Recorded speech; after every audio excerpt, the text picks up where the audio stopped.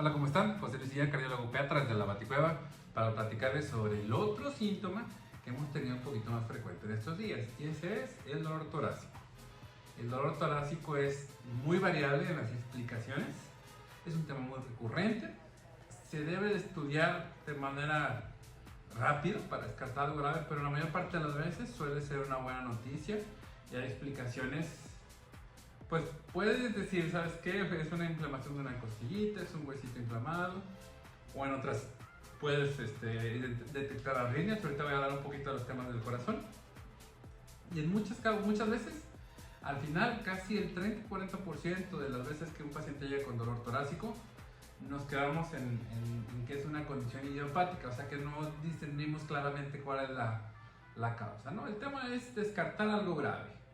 Y bueno, hablando de las causas cardíacas de dolor torácico, pues tenemos así que las más frecuentes, así les voy a platicar lo que yo he visto. Número uno, las arritmias. Las arritmias, bueno, quien ha trabajado conmigo o ha escuchado mis participaciones en redes sociales, he hablado mucho de arritmias, muchas de ellas suelen ser benignas, muchas de ellas son per se graves, otras a lo mejor de carácter benigno, pero son tan repetitivas que pueden complicarse. Y generalmente las taquicardias, a lo mejor, no necesariamente, aquí viene lo curioso, porque no necesariamente es una taquicardia por alguna enfermedad cardíaca. Les pongo un ejemplo. La enfermedad tiroidea, el hipertiroidismo puede provocar taquicardia y el corazoncito llega a un momento donde tiene tanto tiempo latiendo rápido que empieza a doler el pecho, se vuelve una situación muy incómoda. Se acompaña, por ejemplo, de mareos, dolor abdominal, el paciente se pone blanco, lo de moraditos y bueno, pues hay que solicitar una atención, ¿no? También los latidos que no necesariamente hacen taquicardia, que son latidos aberrantes o muy lentos, que son las extrasístoles, suelen ser un poquito más aislados, pueden provocar a lo mejor síntomas menos dramáticos pero persistentes, ¿no? Una especie como de se me para el corazón o el corazón se brinca un latido, dicen los niños, ¿no? Esa es la extrasístole y también puede ser una causa identificable en estudios del corazón y se puede asociar también a dolor torácico. Estas dos últimas pueden asociarse a actividad física durante la actividad física o inmediatamente después de la actividad física, ¿no?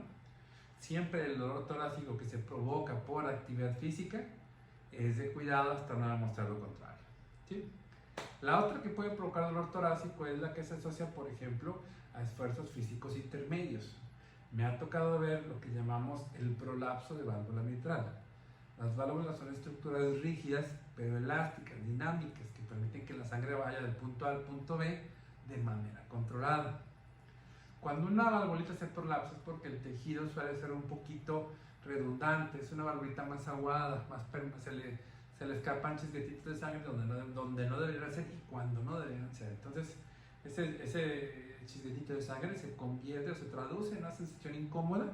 Y ojo, muchas veces el bebé no discierne entre la molestia de la palpitación o el dolor torácico.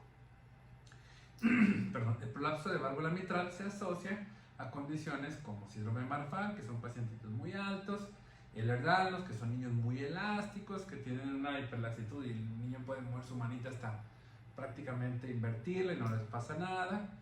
Y bueno, pues fíjense cómo pasas de un diagnóstico inespecífico a algo específico, empezando con el corazón y acabando en condiciones reumatológicas, ¿no? La otra condición, ya brincamos a las más delicadas, que por ejemplo el dolor al hacer esfuerzo, eso ya se vuelve un poquito una constante en condiciones como la miocarditis, que es la miocarditis, la inflamación del corazón. Esto subió dramáticamente de frecuencia a raíz de nuestro viejo amigo el COVID.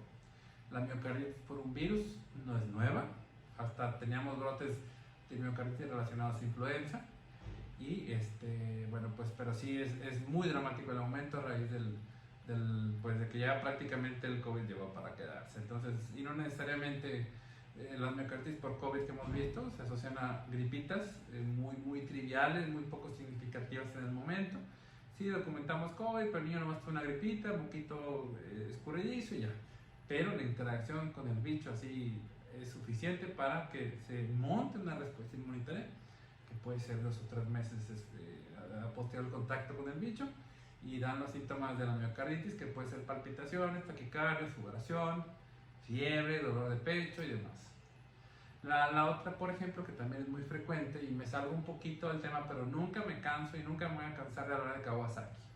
El síndrome de Kawasaki es una condición en la que el corazón tiene comprometido su riego sanguíneo.